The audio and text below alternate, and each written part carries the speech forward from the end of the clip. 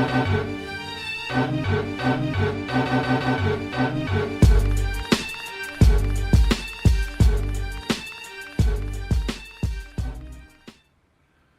up, and welcome to episode 151 of Throwback Hoops. My name is Rob Clayton, and I'm joined by my main man, Woody V. What's happening, mate? Not much, man. Good to be back on the mic with you to do it all again, and happy to see my Kings get a win yesterday as well, as did your Wildcats. So absolutely looking forward to talk about that. So yeah, great to be back. I think we'll mention as well, it's hard to know what's going on with the NBL. Is like a game every day, so you don't know whether you're sort of previewing a round or reviewing a last round, but we'll get into that a little bit. Yeah, looking forward to chat today. Before we get into it, just a reminder, please make sure you like, rate and subscribe on YouTube, and wherever you listen to your podcast, please do the same. Well, let's start off as always, Woods, with some jerseys. So I think we're doing the NBA theme this week. So I can see you rocking that Orlando Magic jersey. Don't know who it is, but yeah, why don't you show us who you got today? The reason I'm doing this is because the Magic are doing great, right, at the moment. I'll get to it in a second. Yeah, Woods stand up rocking the iconic Orlando number 12 Dwight Howard jersey. Nice. It's a nice jersey as well, the pinstripes. Yeah, just the Adidas one there. And look, the reason I brought the Magic up and Dwight Howard up and wearing his jersey, I think Jaden Oakley, one of our guests, Finesse Main, wore his jersey on the show in the past. I won't go through all his accolades, maybe a few. But when you look at that Orlando Magic team, Robbie, and how good they're performing under Coach Mosley over the last year or two, right? You have to look back to that Dwight Howard, Jameer Nelson team to think of the last competitive, team in Orlando. So when it's all said and done and we look back on that time, how will Dwight Howard be remembered? I think in the annals of basketball history, sometimes we forget about Dwight Howard. And I know you know this, but I just want to reiterate it, okay? Obviously, his nickname is Superman for his athletic prowess, which Shaq didn't like very much. But what he's achieved is he's an NBA champion, an 8-time All-Star, an 8-time All-NBA team honoree, a 5-time All-Defensive team member, and a 3-time Defensive Player of the Year. Now tell me, does this get slept on a little bit? Do we not talk about this enough? You're right, it does. He is someone, I think, just because he wasn't the most popular player, he was a bit of a polarising player, wasn't he? People didn't like the fact that he wasn't always, completely serious in a game, which I kind of didn't mind. The fact that he played hard on the court, but he could also have a bit of a joke and muck around a bit as well. But yeah, no, it's a fair point. I mean, that's a pretty good resume you've just read there. So yeah, you don't sort of talk about, you think of all those great centers in the 90s, the Robinsons, the Ewings, the Mutombos, the Mornings and Shaqs and that. Those guys get brought up. It's that kind of next level of people that, are in the noughties and stuff that maybe don't get spoken about. So no, I think you're right there. Yeah, and I mean, look, to be Defensive Player of the Year, all defensive team selection on numerous occasions, it means you give a damn. You do care, right? So it's a bit of he's a bit misunderstood. And up to last year, he was still playing in China. I noticed he doesn't have a ball club now. Yeah. There's some talk about him potentially coming and playing down here in the NBL. What are your thoughts on that? Yeah, you wonder about that. Yeah, obviously he clearly hasn't filed his retirement papers yet. I mean, look, imagine what a coup that would be for the NBL. I mean, people were high enough on someone like Montrezl Harrell coming out, a guy that was a solid NBA player, but this is a guy that, going to be a Hall of Famer and was all those stats you just read, the resume there. So I'd love to see it. I just wonder at this stage of his career how focused he'd be. I don't think it will happen personally, but if it did, I'd be all for it. It would be good for marketing, I guess, right? So all said and done, before we move on, when you think of Dwight Howard, how do you remember him? The first memory when you say his name is like the Superman costume in the dunk comp. I'd sort of think of that. Maybe some of those dances he did in that. But yeah, probably when I go into the actual on-court play, it would be his defense, how dominant the guy was, how athletic he was, the way he could get up and down the court.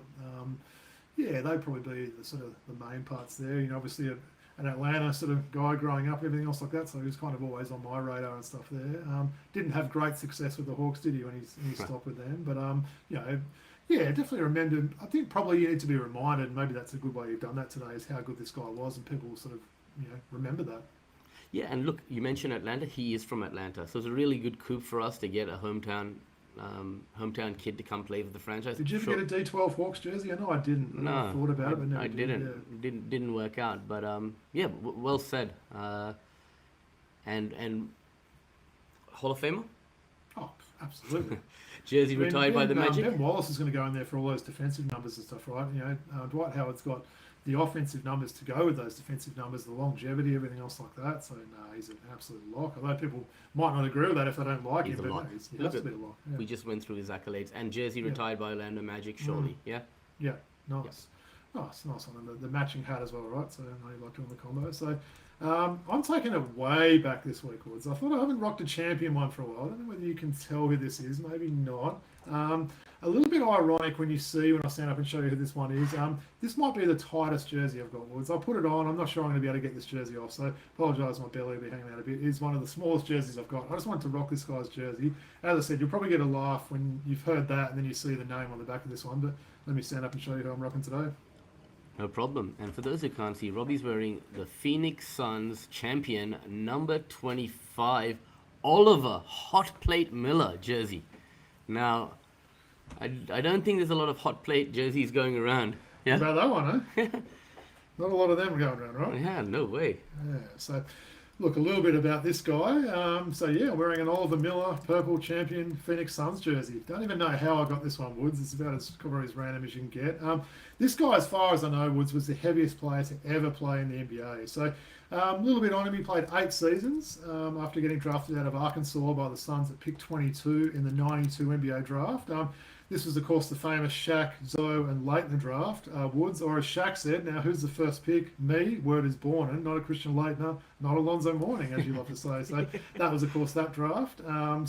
He went on to play with the Suns, Pistons, Raptors, Mavs, Kings, and T-Wolves. Got to say, I don't remember him on a couple of those teams, especially like T-Wolves and Kings. I can't quite picture that.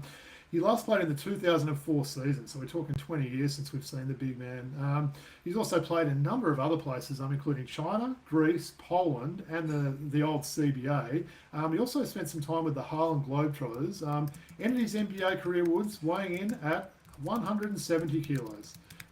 So he finished with career averages of 7 points and 6 rebounds. So he's not someone we're going to talk about in Hall of Fame or remember fondly, but he was someone I always liked the way he played. He was a big, skilled guy. I mean, for those that don't know Oliver Miller, do a Google image. You'll probably be shocked about how big this guy was, right? So he's currently only 54 years of age. He's living the retired life in Phoenix. Thought I'd show a bit of respect to Oliver Miller. And as I said, kind of ironic that this is making me look a bit fat, this jersey, with how big he was. But yeah, what are your memories of the Big O? Well, I just called him Oliver Hot Plate Miller. It's actually John Williams Hot Plate, so my bad, I apologize. Yeah. The reason I said that was because he was a big boy. He reminded me a bit of Danny Fortson as well, similar type of size, similar type of game. I remember on those Phoenix Suns teams being really effective, a great rebounder, a great offensive rebounder. He could pass as well out of the low post and everything. Oh. Definitely. And then I remember him also on that Dallas run that they made, with Michael Finley, Steve Nash, and those guys. Yeah. And he just held on because he was a great teammate. Yeah. Back then, some of the things that he brought to the table were very much at a premium in the NBA. Nowadays, obviously, a guy who's a bit slow, laboring in the half court, maybe his game wouldn't suit today's style of basketball, but during that period, someone like Oliver Miller always had a place on an NBA roster, hence the longevity, right? That's it. And as I mentioned, 170 kilos. I don't think there's been anyone heavier than him. Remember the Hawks had that Priest Lauderdale guy for a while? He was an absolute man-mountain there. Shaq would have probably been up to 140, 150, but no one's ever been that heavy. I think he was a good 6'10". Big Oliver Miller there. So, yeah, as I mentioned, Google image him if you don't know the name or you've maybe heard the name and not familiar with Oliver Miller's story, have a look there. But, yeah, it's like we'd like to do, right, Woods? An averages of 7 and 6, probably a player that's been forgotten about a bit. We haven't seen him on the NBA hardwood for 20-plus years, but, yeah, it's a nice one to chat about today. I've got a stat for you. Oliver Miller, the heaviest, followed by Shaq at number 2. Eddie Curry at number 3, Michael Sweeney at 4, and Kevin Duckworth at 5. There's a top 5. Yeah, they're the top 5 heaviest players in NBA history. There, right? Yeah. Oh, so yeah, a bit of an Oliver Miller. I'll let you know later if I manage to get this jersey offwards. It might be I wanted to get a crowbar or something to get it off me. So, do you reckon Oliver Miller would fit into it? No, definitely not. Yeah.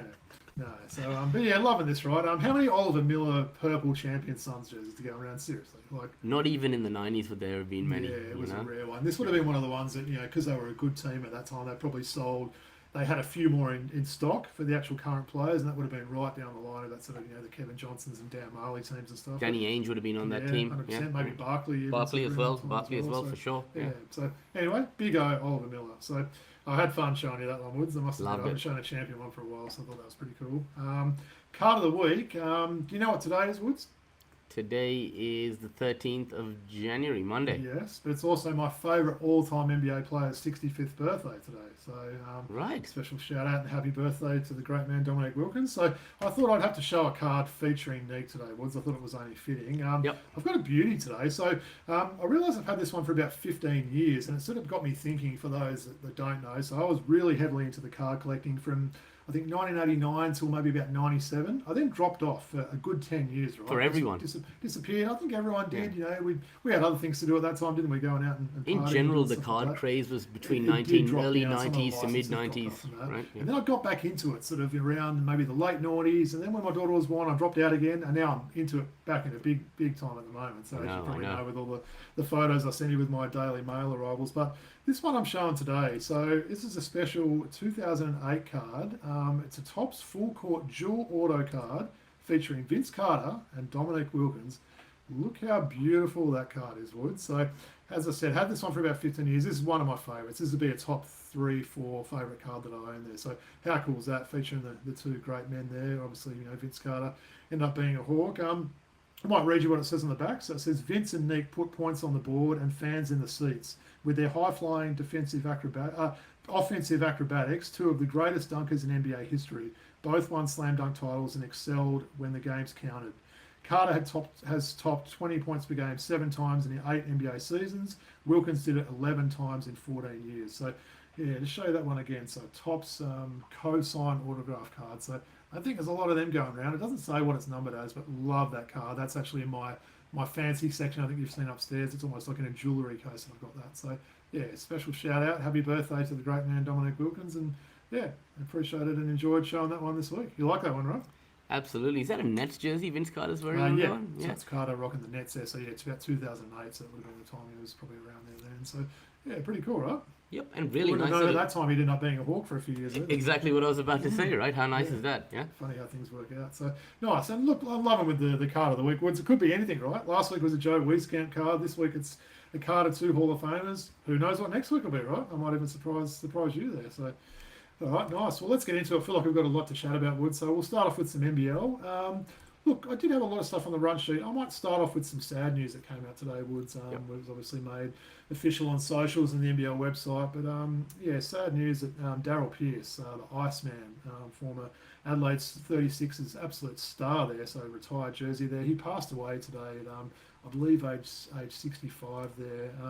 Quite sad news to see. You know, obviously a legend of the game in Adelaide. They don't have a lot of retired jerseys, so that shows you, you know, how good this guy was. I mentioned to you offline, being a young sort of shooter in the 80s, he was someone that I always loved watching. He was almost ahead of his time with the way he played there. So, yeah, how did that news sort of impact you, Woods? I know he was someone you liked as well. Yeah, it took me back to the early 90s, right? And my first love for the NBL when I started watching Adelaide, you know, those teams with Mark Davis and Mike Mackay and Pierce and Bradkey was on some of those teams as well. So I remember watching him fondly and thinking that was, 1990, early 90s. He was he was a 30-year-old back then, right? Yeah. Time flies, you know, and just seems like yesterday we were watching him on TV and now he's 65. And we've seen a long list of, you know, sports personalities and people pass away. And well, this shows that we're getting older as well, right? Yeah. When that happens like that. But saying that, 65 is still definitely Very young, isn't it? How good would the Iceman have been in the modern game at the moment, Woods? Wow. Like, he was kind of DJ Vasiljevic and then some, right, with some of the things he had back in the day. He had a really nice shooting style as well. So, yeah, I thought we'd start off with the sad news and then get into the more positive stuff. But, yeah, just wanted to send our condolences out to, you know, the Pearce family, the 36ers, and, yeah, obviously... the wider NBL community, right? Absolutely, yeah. He's someone that won't be forgotten, and, yeah, we appreciated everything he did for the game. So, all right, thanks for that, Woods. Well, let's get into it, right? So, as I mentioned, it's hard to know when the round's ending, when the round's starting. I think officially we're about halfway through round 16. I believe there's 2 games today, and there's one about to start in 20 minutes. So, Monday the 13th of January here. So, wanted to focus on a couple of the games, and they just happen to be games involving our teams. Woods, funny that, right? So, I thought I'd start off with the big clash you went to Thursday last week, if I'm not mistaken. So, Sydney taking on Melbourne. We'll also ask you about the Sydney game yesterday, and then we'll talk a little bit about the 2 Tasmania games that the games that they had a close one and then a not so close one. Talk to me about that Melbourne-Sydney game. Yeah, well, I mean, Sydney had just come off two very hard-fought victories against Brisbane and Southeast Melbourne, where they were looking pretty poor for the first three quarters and just turned on the Jets in the fourth quarter to come back and win. Now, what I was saying is, you're not going to get away with that against Melbourne United. You've got to come out strong, which is exactly what we didn't do. We gave up a huge lead in the first half. In fact, it came down to about 8 points with less than a minute left. Right, and I was ready to go. So how much were they down? Were they down like 15 or something? It was. Like 19, I think, at one stage. Much? Yeah, it was like late teens, or maybe 15 plus. Right, okay. They were at one stage, and then I kind of left because I was like, listen, I want to beat the rush, you know. And so as I was leaving, I heard a bit of a cheer, and I just went back into the next tier, and I noticed we brought the game back within you know, 2 baskets, and then a couple of sloppy plays at the end from Melbourne got us back in the game. I'm still unsure if that was a 3 or the foot was on the line that tied the ball game. I made that joke. Do you think he had half a foot on the line maybe on that one? Yeah, and so that last play, look, I mean, it's really well drawn up, that last play by Vickerman, right? Yeah. And we kind of were a bit lazy on that, but to be fair, that's not a game that we deserve to win. We did come back at the end. But Melbourne were the better team for most of the night. If it wasn't for Kouat Noi, in fact, Kouat Noi is a guy I want to talk about. He's a lock for sixth man of the year now. He's averaging like 19 points a game over his last 8 or 9, right? I want to ask you about old mate Brian Gorge in that, especially in that Melbourne game there, Wood. So he did that thing again. He played some strange lineups in that fourth, didn't he? Basically, a lot of his starters weren't on. I think he came out and said he wasn't happy with his starters. And to be fair, some of those bench players are the ones that got him back in the game. But there always feels like a bit too much Sean Bruce putting up, you know, huge shots at the end of games. Lee Arthur made that one where he might have had half a Lee Arthur foot on the line. He also did 2 air balls in that game, including one that I think I called a double air ball. So it wasn't just an air ball that missed by what another air ball would have missed by. So just unfathomable someone can be that off with his shot. But how did you see that? Yeah, look, minus 26 and minus 17 on that night for Oliver and Adams respectively, right? So, and Oliver Adams got shut down, didn't he, by your boy Shea Hilly? Yeah, and I was okay with it because Gorgian said, look, let's try a different unit to get us back in the game. And that's exactly what happened, right? And he just ran with that unit, Kouat Noi and the bench unit. And I was okay with it. I've been pretty harsh on him. But then you saw on Sunday, well, yesterday, it's Monday the 13th today, on Sunday the 12th when we played Cairns. Talk to us about that game, right? Because that came down to pretty much near the end as well, didn't it? It did. It was the same story, right? Even though we won against Cairns, we were down with like just a few minutes left. I think we went on a 9-3 run in the last 3 minutes to win the game for us. And look, I don't mind we're finding ways to win ball games, but it's less than convincing. What I did like though was Gorgian went to Oliver early. He had 15 points, 17 rebounds. His commitment on the defensive end was awesome. He wasn't pouting. In fact, I was right near when he got fouled a couple of times and didn't complain. He just went back, and it was clear. Hey, you look good on TV too when the camera showed you yesterday, Woods. I sent you a screenshot of that. You're looking good, mate. Thanks, man. But yeah, he's figuring out ways, Gorgian, to make this team win ball games, right? But when you go up against your Melbourne United, your Illawarra Hawks, right, you're not gonna get away with, you know, playing 3 quarters subpar and then stepping up in the fourth quarter, you know. So that's something that the guys need to get. The coaching staff needs to get the Kings ready for. Stronger starts heading into the end of the season and postseason. One thing really positive to come out of this week, yesterday specifically, is Cam Oliver. And if we can continue getting that effort from him heading into the playoffs, it's going to be well. Talk to me about the other guy that you mentioned earlier that had 2 great games. So for those that don't know, Kouat Noi, you loved this guy when he played for Cairns long before he joined Sydney. So it's kind of ironic that he did join Sydney. He was huge in both these games, wasn't he? He hit some timely shots in both games. How good is he playing this season? He's playing terrifically, and he's a 3-level scorer now. Okay, one thing that has changed in his game is his ability to get creative, right? Whether it be a jab step, whether it be backing a defender down in the post and with a drop step. You know, head fakes, you know, crafty little ways to get up and unders with mustard on the top of the glass and in. He's found out a variety of different ways to score. He is what we would say a professional scorer now. Yeah, and he's a big boy. You kind of forget how big he is. He gets to the rim and he can bully you and sort of back you down. And he's obviously a really good outside shooter. He's great from the top of the key, isn't he? That seems to be his spot there, right? Doesn't lack confidence. And as I said, he's averaging nearly 19 points a game over his last 8 or 9. Coming off the bench, playing around 20 minutes, 22 minutes a game in that time. And you talk about a guy who's going to get a summer league invite this year. I'm telling you, Kawhi will, because he's got a Possibly. unique You would have been skill set. thinking another South Sudanese guy, maybe at the start of the year in Bull Qual. But yeah, if you're talking guys that would be on the radar, and we know there's a lot of people watching these games, how many scouts would have been watching the Kings this year to see Alex Tui? So they would have been like, who's this Kawhi guy? He's He mid-20s. was mentioned years ago, wasn't he? He for the was. NBA? Yeah. He's a draft prospect, but Yeah, obviously he was. he wasn't looking after his health, put on a bit of weight, and didn't his game didn't translate. But I think what was really good for Kawhi, just like Wani Swakala Bullock, was that 1 year he had under Coach Chase Buford. Really gave him the strength and the belief in his ability. Sure, last year with Mahmoud was a bit of a down year, but he really took that confidence. And if you can do one thing really good in the NBA and get buckets, right?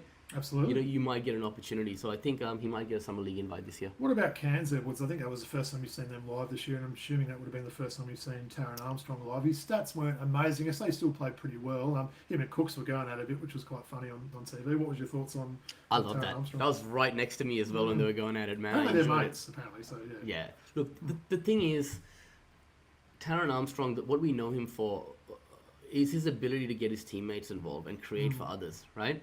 I believe this Cairns team requires him to be an offensive threat. His teammates aren't the most... He doesn't have the strongest teammates around him. So his ability to showcase his skill set is a bit hampered in Cairns, because he's got to take the ball in his hands, take a lot of shots. You want to see the guy get 7, 8, 9, 10 assists, set up his teammates, right? And that's what NBA scouts want to see, right? And I don't think he's been able to exhibit that. Having said that, the other aspects of his game, he's been able to show that are shining. His ability to knock down the outside shot, attack the rim. Great composure, right? He's one of those point guards that can dribble the ball into the paint, see that there's nothing open, dribble the ball out. Like that's something that's always, good to watch. He doesn't panic or make, rash decisions there. So I'm really high on him, Woods. I don't know. I haven't seen a draft board for a while. I'm interested to see where he's sitting on those boards now. He should be really high, I would have thought. So Absolutely, right? Yeah. But I'd like to see Adam Ford put him in a bit of more of a position to be more of that floor general rather than that scoring point guard that he's been more in the last few weeks, right? No, fair enough.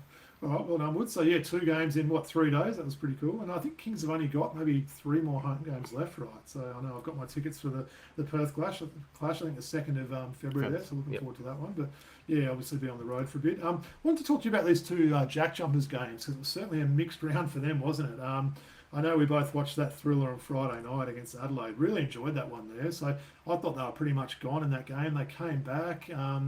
Went to overtime, right? And my daughter got an extra 5 minutes of, she didn't have to go to bed, which she was pleased about. And it came down to basically Majok Dang having that baseline shot, which he basically makes in his sleep. He missed that shot. And then Doyle had 2 cracks at it with the tip-ins and got one essentially on the buzzer to win the game. So I thought that was a thriller. That was a night after that, Kings Melbourne game we've just spoken about. But let's start off with the positive. How good a win for them was that for them against Adelaide?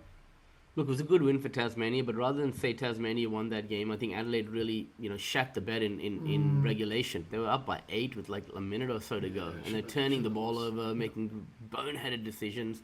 But that's Scott Roth. He doesn't give up. He's got a bunch of guys that are willing to go out and fight for him. Majok Dang, no one wanted him. Yeah, no one wanted him. Look at him now, right? Hey, so, seriously.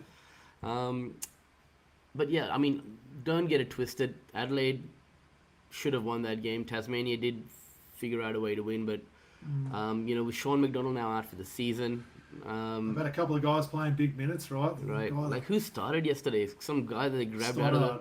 Yeah. Where do they get this guy from? Man? He actually looked okay, in fairness, didn't he? In both the games, he sort of didn't look too bad. But look, Hummer's clearly not an NBL level import for me. The guy is literally a walking brick from the free throw line. He tries hard, he works hard down low. He rebounds well.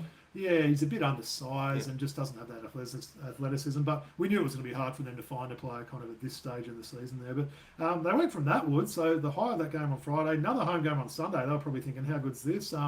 Perth made that long road trip there, and I've got to say, even as diehard and one-eyed Wildcats fan as me, did not see that coming yesterday, Wood. So that was a 32-point win from the Wildcats, and that was just a crazy score. I mean, the Wildcats put it on. Bryce came out with 15 in the first quarter. Essentially, just the bench has got to go in the fourth quarter. It was already over. But what happened in that game? I watched most of that game, right? I just think that the Tassie's a bit tired after that game against Adelaide. they're trying to get every ounce of strength out of them to win ball games.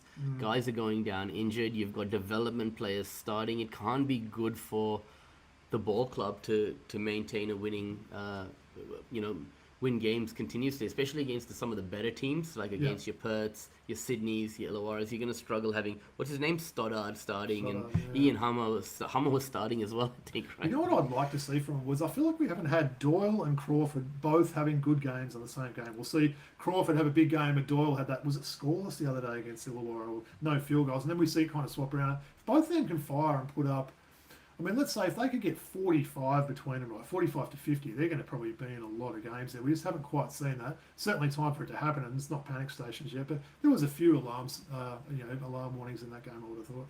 Absolutely. I don't understand why Crawford is coming off the bench and playing 21 minutes when everyone's out injured. Strange, isn't it? Just start him and play him 35 minutes. No need to play Stoddard at all, right? You've got an import right sitting there. Which makes what got me thinking after that game, took a sneaky look at the ladder. I'm like, wow, the Wildcats are 2 games out of first place. I think they're 1 game behind Melbourne for second place there. So, I saw that game live in the Gong a few weeks ago, and I was a little bit concerned when they got blown out. That just shows you how things can change around in a few weeks there. But they're a chance. I think Illawarra will end up being the minor premiers. I can't see them dropping that. I think they've got a few away games coming up. I think they might be at home, and then they're on a bit of a road run after that. But it'll be interesting to see what happens there and how this top 8 shapes out. But on that, the next round of games are starting Thursday this week. So maybe we'll quickly talk through that. As I mentioned, it's a little bit hard at the moment. I think January's going to be like that, where it's, I think, is there only 3 days in January where there's no games or something? Firstly, Woods, while you're doing that, what's your thoughts on that? Not many people love basketball as much as we do, obviously, doing this podcast, and how much we love the game. Is there maybe too many games on at the moment, would you say? Yeah, I mean, it's competing with other things in the calendar. You've got the Australian Open tennis on at the moment. You've got the Big Bash League on at the moment, all at night. So I was saying to myself tonight, do I want to watch Nick Kyrgios? Do I want to watch the basketball? Do I want to watch the cricket? So it's competing with other things as well. So I think it's something that NBL should look at as well, right? Yeah, no, fair call. All right, let's start off. There's literally a few games left in this round itself. So I thought let's start with the game that's going on right now, New Zealand versus Melbourne United. Any reason why Melbourne United shouldn't win by 20 plus? I wouldn't have thought so. I don't think the Taco Fall experiment's going too great over there, is it? Going terribly. It's a matter of selling merchandise and stuff and not translating into wins there. So I think Melbourne. I'm more excited about the second one. You're talking about some boring tennis and some even more boring cricket. Woods, we've got Adelaide playing Illawarra tonight. Yeah, definitely. I'll watch it. Yeah. Definitely, right? Yeah. Yep. That's going to be a good game, but I think Adelaide's going to be a bit short on the back of what happened last week, and Illawarra is obviously the best team in the competition. So I think Illawarra to win this one in a tight contest. Yeah. All right, let's move on. We've got 2 more games in the round, tomorrow and Wednesday. Cairns and Southeast Melbourne. Who you got? That's one of those ones, isn't it? It's a really big game for South East Melbourne. They can't afford to drop games against, even though it's on the road, playing a team that has been a bit better of late. They have to go in and win this one. Derek Walton Jr., I haven't heard the news coming out today, but he looked really bad, that injury that he got on Saturday night, which is a shame. He's had a pretty good season, I would have thought there. So that's a big loss. As we mentioned, it's hard to get replacements. I don't think he even could get a replacement that's going to be able to play. No. In fact, Woods, we need to go back and rewind 1 second, right? We spent 5 to 10 minutes talking about the Sydney Kings getting a new import. So I wanted to mention that to you earlier. Firstly, give me a 30-second version. What happened there? Why did that Sydney Kings import not play this weekend? And where is he? What's going on? Well, they said he failed a physical, right? Now, you'd think we do our due diligence and have that physical and everything sorted before he got on a flight to come here, right? Yeah. So either he came here and he failed a drug test potentially, or something like that. Who knows? Conspiracy theory. I'm just throwing out that possibly. Which would be bad, right? Or the Kings didn't do their due diligence and didn't do a physical with him before they brought him here, right? Yeah. Either way you look at it, it's a bad look, right? We mentioned as well. I mean, they could have got someone that pick any of the NBL One leagues that were going last year. They could have picked an American import in that. Someone that could have come on and played 8 to 10 minutes a game, right? Wouldn't have to be a star. Someone that could come on, maybe a specialist shooter, maybe a specialist defender, a big guy that's got you 5 fouls in a game to give on defense there. So a bit of a strange one, isn't it? Firstly, they went for a guard, and then obviously they didn't work out there. But anyway, it's wonderful to see him here. Not quite sure what happened there, but I don't think the recruitment's been great either, right? If we were going to make this move, we should have made it earlier, right? Yeah. Not leave it till the very last game. Yeah. But yeah, we had to run with the team that we had, and Yeah. that's just how it goes. So No, all right, fair so call. moving on, Cairns versus Southeast Melbourne. You said Southeast Melbourne. It's a big one for Yeah. Southeast Melbourne. They should win that, right? They should. And I'll take Perth in the next game as well. I think they're playing pretty decent. Great to see Doolittle back yesterday. And I don't know if they'll keep it permanently, but seeing Doolittle and Keanu Pinder coming off the bench is pretty frightening for oppositions there. So, yeah, I like Perth in this one to continue that little run they're on at the moment. Yeah, awesome. And let's talk about that game that was played in the Gippsland or wherever I think it's between Gippsland, Woods. Gippsland. Sorry, my Yeah, bad. that's Brisbane versus Southeast Melbourne. Now, Justin Schuller has come out and said we didn't want to play at the stadium, right? It wasn't fit for purpose for the NBL. The air conditioner wasn't working properly. It was humid. There's sweat all over the floors, right? Players are sweating. You've got an injury, not only to Derek Walton Jr., a groin injury to Deng Adel. You've got a knee injury to Josh Bannon. You've got an injury to Mitch Norton. I can't remember exactly what type of injury it was, right? I think that was a wrist injury. A So that's wrist probably injury. a bit unrelated. But it's not a great look, is it, to see all those guys getting injured in one game there. So you wonder if they'll review something like that. I know it's summer, so you certainly want to be playing in a stadium with air conditioning. I guess my heart doesn't go out to them too much, given I play in an air conditioned stadium every week. But I'm not a professional there. But yeah, it is a shame to see all those injuries there. So I think Shuller's probably got a pretty good point. Yeah, I agree. And a difference of results for Derek Walton at the Gippsland. Last time he was there, he had that 45-point effort against Southeast Melbourne when Mitch Creek had 40, that double overtime game, Yeah. which brought back fond memories. I'm sure this particular game won't bring back fond memories, and I'd Well, be his very minus surprised. one that he got me in Supercoach didn't bring any fond memories to me either because he got injured so early. But anyway, I like the way he played this year. I actually bought his Phoenix jersey a couple of Yeah, I weeks ago, saw. so maybe that was a bit of a curse. I got that one maybe. I'll be surprised if we see him again this season, but it's looked pretty wish bad. wish him nothing but the best. All right, let's move over to round 17, which starts on Thursday. Let's just run through these quickly. Yeah, New let's go Zealand, through them quick. Yeah. New Zealand, Tassie. Who do you got? I'm going to say New Zealand win this one. Can't Yep. pick against them every week. Yeah. Brisbane and Cairns. Brisbane at home. I'm going to go Brisbane. Let's move over to Friday. Perth versus Could be good Adelaide. again, right? Yeah, you've seen Cotton against Davis and you've seen Trez go up against that Wildcats guys that I mentioned in the back. Now, I like Perth in this one. I'm looking forward to watch this one, though. Yep, me too. That's going to be awesome to get a late Friday night game after some time. All right, a while. Southeast Melbourne versus New Zealand. I think South East will get this one, playing at home at least. So, yeah. Now, I might actually go to this game in Melbourne, by the way, Ooh, at the State Basketball Centre. So, you're quite the jet setter lately, aren't you? yeah, I'm an MC at a wedding on the Sunday, so Nice. I might go. All right, Illawarra versus Melbourne. Geez, a big round again, isn't it? Yep.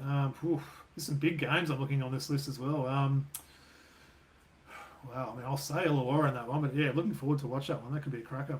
Yeah, it definitely will be. Sydney versus Tassie. I'm going to go Sydney. Another good game. Are you going to that one? I'm not. I'll be at the wedding in Melbourne. of course. Yep. Can't be in two places at once. Yeah, for sure. Cairns and Adelaide. I'll say Adelaide to get that road win there. Illawarra and Brisbane. Illawarra quite easily, I would have thought. Yep.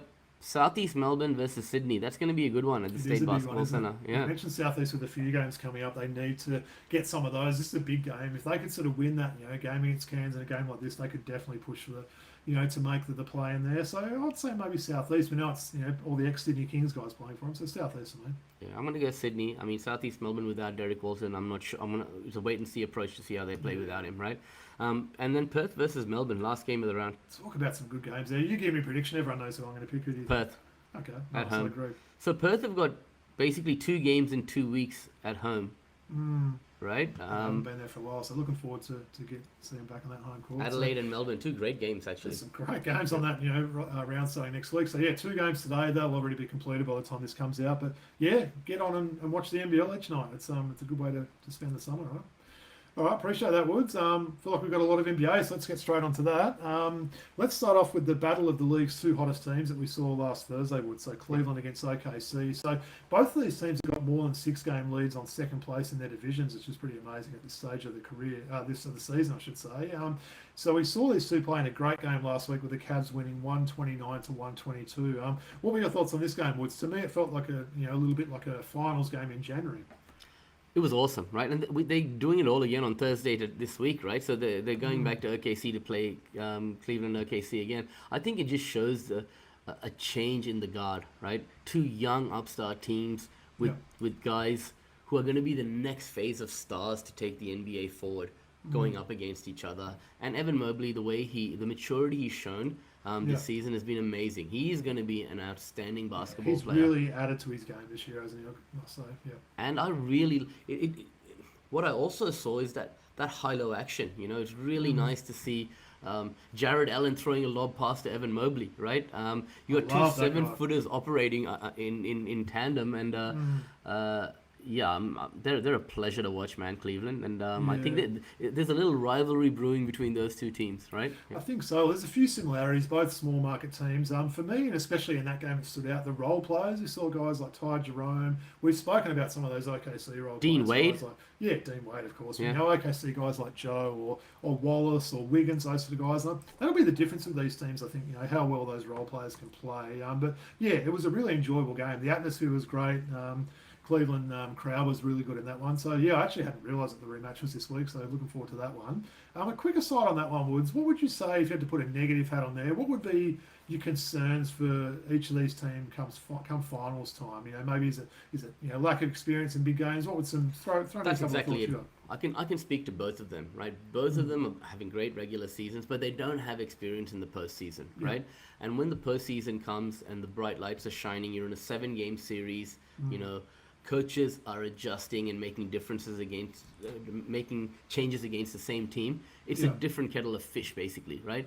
So for me, the one thing that is a wait and see approach to see how they handle the pressure of the playoffs, because it's a different sport at that point. So and your role players, it's a different ball game as well when you're talking these do or die, you know, elimination games and stuff like that. So look, I think both those two are definitely a good chance to be there. Still, you know, I think that Boston probably will get there in the East, but OKC certainly the rightful favourite in the West, I would have thought. But yeah, looking forward to see the progression of these teams. They're both really well coached, quite likeable teams, I would have thought. There's not many sort of people that you don't like on these teams. You mentioned Jared Allen before. I love that guy. Well, he's going to be probably the next jersey I get. I really like the way that guy plays. And with Cleveland, I love the fact that they've got quite an undersized backcourt, and they've got a huge front line, so it kind of, you know, counteracts you know, with the size difference there, sort of thing. I tell you what, if OKC want to compete against Cleveland, right, they need to come with the two bigs. They need Isaiah Hartenstein and Chet Holmgren to match up against Jared Allen and Mobley, right?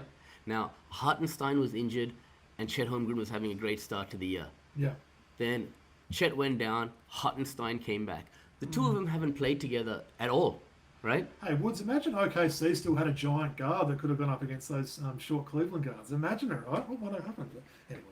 All right, nice. So, yeah, looking forward to that rematch. Thanks for putting that one on the radar for me. Looking forward to see that. So just one last thing on that. Yeah. Reintegrating Chet into that lineup is going to be a real key part for OKC to be successful. Apparently, he's going to come back after the All-Star break and have about 20 games, all right? And that's going to be an important period for OKC. Looking forward to it. He was so fun to watch before that injury this year. So, I mean, what a player to get back later on in the season. So, nice. Thought next we'd talk about a team in the East, the New York Knicks would. So, look, currently 10 games over 500. They had a big win against the Bucks today. Third place in the East, so it's looking all good when you read that, but things that aren't so good there. There's 0-5 against teams ahead of them in the standings, and only 1-6 against the NBA's top 8 teams. So my boy, Karl Anthony Towns, recently spoke to the media saying he wasn't worried about this, and he's still confident about what his team can do. And this was after the Thunder blew them out at MSG there. So do you think the Knicks should be worried about this, or do you think they can compete with the league's best? Look, I think they can compete with the league's best. They had a good thing going last year with Dante DiVincenzo and even Randall, right? So it remains to be seen if both New York and Minnesota have benefited from this trade. We'll see that play out over time. Mitchell Robinson, question for you, right? Apparently he's doing running drills and stuff like that. Maybe towards the end of January he could come back. So that's a handy player. I mean, we know he's gets in foul trouble a lot, but he's a big unit there. He could definitely help out there. Play some spot minutes and help on the defensive end. So that's on. I heard Jalen Brunson maybe got a little bit of a hamstring injury today. So this could come down to, his coach, Tom Thibodeau, really playing these players too much. I mean, I think if you look at the top minutes played in the league, literally 4 of the top 10 are Knicks players, which you can't be doing that stuff now, Woods. There's analytics and sports science and all that stuff show that you can't be doing it. He continues to do this stuff, though. He's been doing it his whole life. It's not at the detriment of the team later on in the year. Absolutely. He doesn't. He's good. Use your bench, mate. Come on. 7 or 8 man rotations. Josh Hart basically plays every minute of the season. He loves it, Josh Hart. He never wants to come out. But I think that's the thing. Last year they had Mitchell Robinson or Hartenstein there as that big man in the middle, right? And you've got Karl Anthony Towns now, who's a stretch big. Yeah. And then they're making up with Precious Achua, you know, Jericho Sims, or whoever else they're putting out there, right? So having one of those guys, having a Mitchell Robinson at the man in the middle is really going to help this team. But yeah. Nice. No, well said. I think they shouldn't be too concerned. They've got a great team there. Two more quick ones before we move on from the NBA Woods. I wanted to ask you about the recent win by the Nuggets over Utah, with Nikola Jokic and Russell Westbrook becoming the first pair of teammates ever to record 2 triple-doubles in the same game in the same season. So I believe that the Miami might have had it a year or two ago where 2 players got it in one game. Bam, I think, and Jimmy Butler, if I'm not mistaken. Look, anyone knows how much of a fan I am of Mr. Westbrook there, Woods. I know he's really impressed you with this Nuggets team, so give me a couple of thoughts on how Russ has gone to fit in with them. Absolutely, he's impressed me. Now, he's a very polarizing figure, right? Absolutely. But I love him, you know, and he just plays 100% every time. But after he left OKC, he was struggling to find a fit, you know, and he was saying to himself, I'm still that guy, you know, that guy who averaged a triple-double, the MVP. But with his game not aging as well as some because he relies on athleticism and, you know, his speed, he found it hard over his last 5-6 stops to actually fit into a ball club. Yeah. All you need to do is go and play with the Joker, and he's going to make everyone around you better, right? But it's not just the Joker, right? Yeah. Westbrook has rocked up and seen how selfless this Denver Nuggets team is, and he's bought into that. And he's figured out a way to play and contribute, and it's unbelievable. You're quite high on some of the young guys and the way the team goes in general, right, the Nuggets? Oh, for sure. Peyton Watson, Julian Strawther, these guys have had an opportunity to play because, you know, you've had Aaron Gordon out, you've had Joker out for various different times, and their development has been awesome. Watson specifically, man, he's just a really high IQ guy. Yeah. His ability to block shots from the 3 spot is unbelievable. And I just think those guys weren't even playing. They were getting DNP CDs for the last few years. So for them to get the opportunity, Coach Malone has now got trust in them, and it's just going to bode well. I think Denver's really coming together nicely, and they're going to be. Other young guy for Denver as well get a start the other day. DeAndre Pickett. Jordan. I'm not sure if you've heard of him. He did. So that was pretty funny to see him turning back the clock. And he's playing well, you know. He had, 9-10 rebounds the other night. Shape, isn't he? He stays ready on that bench. So. That Pickett guy, Julian Pickett, isn't he? He's playing as well, you know. Yeah. So it's nice to see Christian Braun. They've got a lot of guys there that are contributing now. So absolutely. Christian Brown, sorry. Yeah, of course. Yeah, everyone thinks it's Braun with the weight spell. Fair call. Well, look, once we start off with the NBL with a bit of sad news, we're going to finish off the NBA news with a bit of sad news as well. But I did think it would be remiss for us not to mention these fires that have been going on in LA, which has firstly led to a number of postponed home games to the Clippers and Lakers. But I wanted to put basketball aside for a moment there, Woods. Look, it's only about 9 months since we were in LA.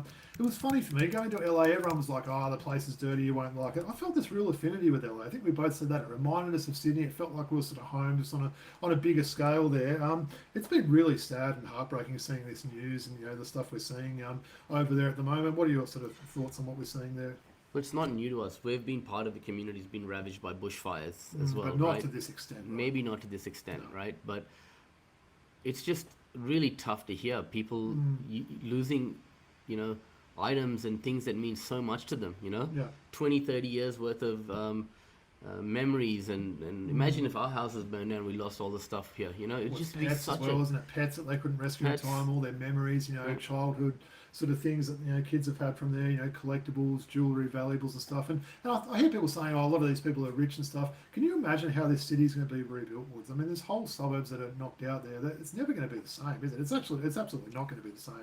It'll take years to get, you know, even one sort of street rebuilt there. I think they're going to have to be getting a lot of builders and stuff from around the country. But yeah, really sad to see it. It's, you know, it's winter over in LA at the moment. It's really strange to see this, right? You know, we're in summer here and we're seeing that, and it just shows you not to take life for granted. But yeah, I just thought we would mention it, right? Woods, any closing thoughts on that? It's times like this where community and family really need to, you know, band together and support one another through hard times, right? So my advice to anyone in the wider Los Angeles community is to, you know, just support others who are going through some hard times. Well said. Now, absolutely, our hearts go out to the residents and people that have been impacted by those bad fires there. So, all right, Woods, we'll try and get it to a positive mode again. We've got some true false coming up. So I've got a couple of quick NBA and NBL ones for you there. So a bit of a mix of stuff. So let's start off. The Spurs should put together a trade package for the Kings, De'Aaron Fox. False. They should build with what they've got. They've got Stephon Castle there. Chris Paul's having a great year. this San Antonio team is on the right trajectory. There's no need to bring in De'Aaron Fox. And Sacramento would be nuts to get rid of him. When I wrote this question, I was thinking true, and I'm maybe leaning more towards false. Yeah, exactly right. The Kings shouldn't get rid of him, but yeah, let's see what this Spurs team has got, and don't try and throw away all these key parts now. So you know how big right. I am on Steph Castle. I don't want his want development to be stunted. Right? True. All right, this season's NBA Finals will be between OKC and Cleveland. False. Boston. Yeah. So OKC, you've got making it. I'm not convinced. I'm not sold yet. But Okay. yes.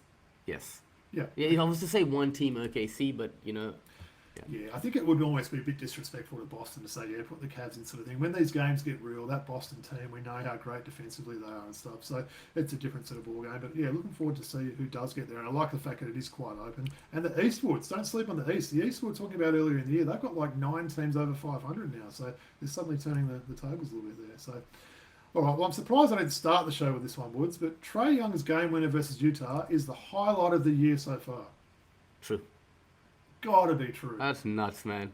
Crazy. That was I know you were, I nuts. think, in a meeting at the time. I was watching this one live. I was literally riding a shot, jumping in the air when he left his hands. And I'm not going to lie, did a lap running around my house. I scared probably the neighbours. I scared my little cat. But what a shot, right? It was just crazy. It looked like for sure it was going to be overtime. What an amazing shot from Trae. Having such a good season, too. I'll tell you what, I didn't know what you guys were going on about, so I just turned off my phone and I just went and watched the fourth quarter, and I couldn't believe what I saw. It reminded me of Cedric Jackson's shot as well, right. off a missed It's free gone throw. back. Remember that? Probably further out. No, his was from a made free throw as well on the that's buzzer. right. Yeah. Yeah, what a great shot. And a big win. They're obviously on that big road trip there. They dropped a couple towards the end, but yeah, great to see Trae get that one. I'll remember watching that game for as long as I live. It was like, where were you when Trae made that half-court buzzer? And Trae leading the league in assists, man. He's Again. become such a smart player this year, and he likes playing alongside Dyson far more than he did alongside DeJounte. Yeah, you're right. They're a much better match together, aren't they? So you can just see that, and the Absolutely. Hawks are fun to watch, man. They really are, Yeah. yeah. The next one, I think I might know what we're going to say for this, but Sydney dropped the ball, not organising an injury replacement sooner for Galloway. Absolutely true, man. 100% true. It came out weeks ago that he was going to miss the season, right? It wasn't like it just happened and then it was weeks ago, wasn't it? And it was a month ago, over a month ago. Yeah. It's glaringly obvious we don't need another guard. I know Gorge wants another guard. Get a Tim Suarez type. That's what I thought we would Just a need. role-playing guy would have been fine, right? But absolutely fine. Didn't even have to be an American. It could have just Even been a Ian high Hummer quality- would have been fine for us, Yeah, man. exactly. Would have been better than nothing, right? Exactly. I'm definitely in agreement with that. Yeah. And finally, Casey Prather will make All-NBL first team this season. No, false. Second team. I'm going to say true. I think he's going to do it, Woods. His numbers are really standing out. Yeah, I guess it'll be interesting. So you think he's close, right, making the I second think team? if Brisbane make the play-in, he makes it, right? Yeah. If Brisbane is 7th or 8th, then you don't put How him in the first surprising team. is his play, dude? Seriously. And he's just adapted his game, right? And Yeah. he needed that period of conditioning at the end of last season. And even at the start of this season, he's playing the 4th spot. And you're thinking, what? This guy's past it. Yeah. But he's developed, changed the way he plays his game with his age. Yeah. And become very, very effective, man. So, yeah. Absolutely. Well said, Woods. I know we're going a little bit long, but let's do a classic pack. People, All right. people want to hear it. I know you've got some more packs on the way, so this is the last one you've maybe got in your house at the moment. So I've got the 91-92 Upper Decks. And Last on our one. way, we've got 91-92 Fleers and 92-93 Hoops. Nice. Haven't these been a lot of fun? These have updates been the as well? best we've got. We've had some right? good feedback about people are enjoying these ones. Yeah. as well. We've had some good players. It's not like, what was that set we were getting where literally you need a Wikipedia open to check every player? Or the Series 2 Flair or something like that. Give me a second. The Flair Ultra maybe. Yeah.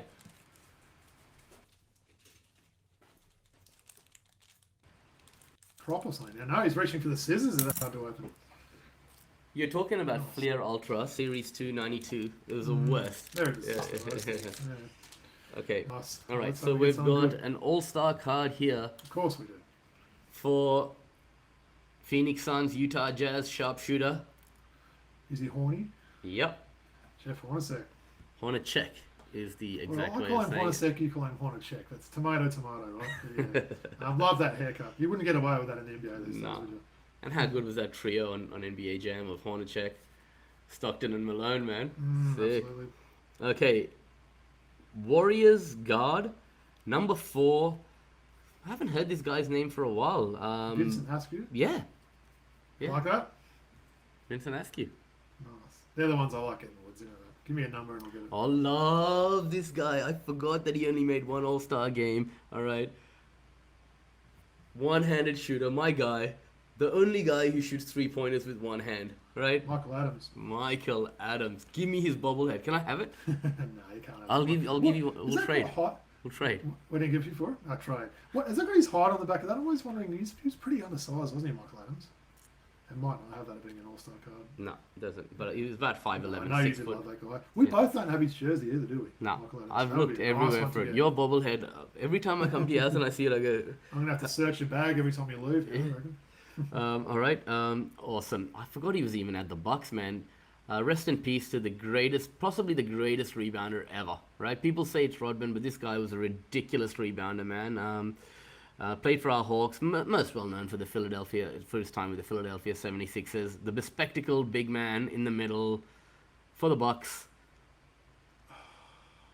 This is after he left our Atlanta Hawks in '91. He went to the Bucks for 1 year, I think, and then retired. Number 8, 7-foot big man. Played on the great Philadelphia teams with Dr. J and co. I'm going blank on that. Glasses. He died a few years back. One of the greatest centers of all time. Rebounding machine. He'd go and get missed shots, get the rebound. Oh, put it Moses back. Malone. Moses Malone, of course. Yeah, you had me. I couldn't quite picture him with the goggles there. I Of forgot course, he was man, on he the looks Bucks. old on that one too, doesn't he? No, you're right. He does get forgotten about with how good a rebounder he was. I can't really remember on that Bucks team, if I'm being honest. This guy has moved into coaching, if I'm not mistaken. Timberwolves forward. Number 4. Played for the Clippers and the Timberwolves. 6'9". Michael Williams. Oh, forward. His name is the same as an off spinner that plays for Australia in the cricket. Well, that's not going to help me at all. Man, unless you're talking Tim May or Shane Warne, I don't really know any spinners. I'm talking Todd Murphy. Okay, yeah, geez, I probably would have got that one. Yep.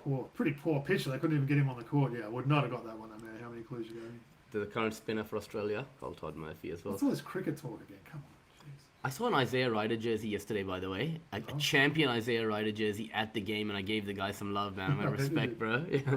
No. Same one you got. No, he had the white one, don't you? I've got the white one as Yeah, well. I've got the blue one. I've got the he- white Daniel Marshall. No, he's got the blue one. He had the same one as you. Same, yeah. All right, speaking of Timberwolves, guard forward from the Timberwolves, number 19. Went to Ohio State, played with the Pistons and the Lakers before coming to the Timberwolves. Was a decent Sonny Campbell? scorer. Yeah. You know why I remember that one was, I'm big on my numbers. Number 19. It is not a number you see very Yep. often at all there. So, yeah. That was probably, I think they might have got him in the expansion draft Yep. as well from memory. Yep. He might have actually played with Scott Roth. Possibly so, Yeah. yeah. Forward from the Pacers. This guy's a legend. I think he went on to play for the Knicks afterwards for a while. Derek McKee. He was. Yeah, I can't give you Antonio much more. Davis. Kenny Williams. Oh, Kenny Williams. High flyer. Yeah. Former dunk participant. A legend, you reckon? That was a big call. Huh? I Legend. Like as in, I liked him. Right? Okay, Yeah. fair. Yeah, I remember him in that dunk contest. Yeah. Mm. Nets number 5. I'm not talking about Patrick. I'm talking about 5. Yep. Went to Michigan. Oh, Juwan Howard. No, No, Nets. Number 5. I'm not Paddy. I am Chris Mills. no No? Terry Mills. Terry Mills. Okay, yeah. Former Detroit Piston as well. Yep, yeah, he wow. was. Hey, Woods, not going to say, we're not pulling out the big names so far. No. This one, are we? This is okay. Dallas Mavericks forward. I'm pretty sure he made an All-Star game at some point. I think he was on the Kings. He might have been on the Kings when he made an All-Star game in the early 90s. He might not have. There was a player, a journeyman by the name of Jordan, who played for the Melbourne United and played all over. Adonis Jordan. No. Anyway. It's Jordan. Who was the journeyman Jordan? Who first name Jordan who played for Melbourne United? Jordan. Oh, you're talking Rodney McRae. Rodney McRae. Exactly. Yeah, definitely. I don't know if he made an All-Star. No. Definitely had some good years with Very the Kings. close. I can picture him in that Yeah. light blue jersey back in the day. He had like 18, 19 PPG seasons, right? Yeah. Okay, this is just a random checklist. It's going. So not even one of those player ones. Nah, Ooh. these are. Chuck it out over your shoulder for the dog to eat. Nice. Haven't done that for a while. Haven't. Okay, but we've got the nice one. The New York Knicks. The birthday boy's brother. Gerald Wilkins. Gerald He's Wilkins. on the picture for them. Oh, it's Yeah. actually... So is it his card or is this a Knicks checklist? No, it's the Knicks checklist card. Oh, so I've got to guess some more players then. Yep, give me the names. Gerald Wilkins, Mark Jackson, Patrick Ewing, No, Charles Mark Jackson. Oakley. Oh, yeah, Mark Jackson, yep. Yep, Charles Oakley. Yep. Anthony Mason. No. Herb Williams. No. John Starks. Yep. Greg Anthony, or is that a year too early? Yeah, too early. Yeah. What about a random one like Rory Sparrow? No. So Gerald Wilkins, Kenny Walker, Kiki Vanderway, Trent Tucker, John Starks, Charles Oakley, Jared Mustaf, Mark Jackson, Patrick Ewing, and Maurice Cheeks.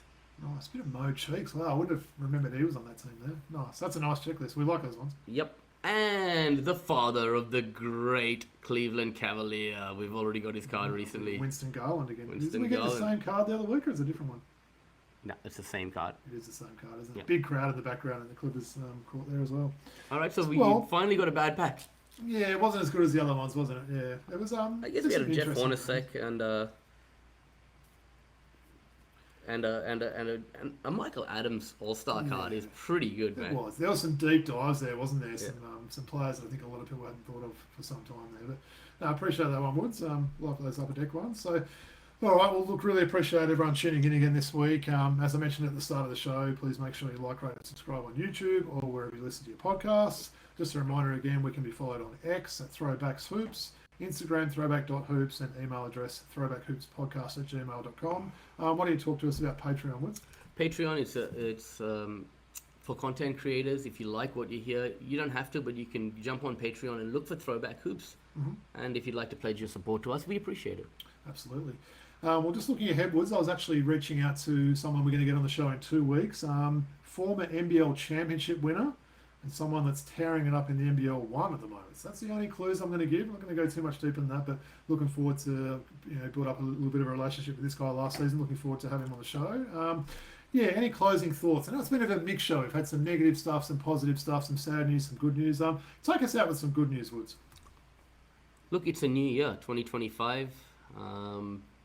Time for New Year's resolutions.